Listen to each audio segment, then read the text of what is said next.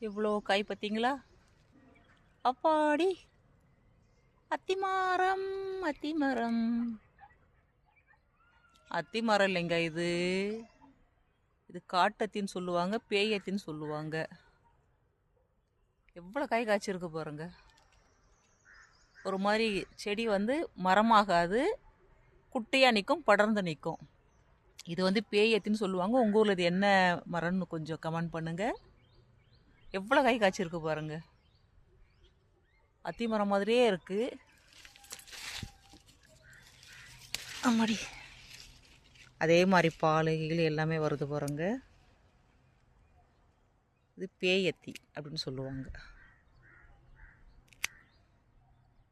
எப்படி இருக்கு பாருங்க காய். அத்திக்காய் மாதிரியே இருக்கு, ஆனால் அத்திக்காய் கிடையாது. இவ்வளோ அத்திக்காய் இருந்துச்சுன்னா சும்மா விடுவாங்களா? உடனே பதம் பார்த்துருவோம்.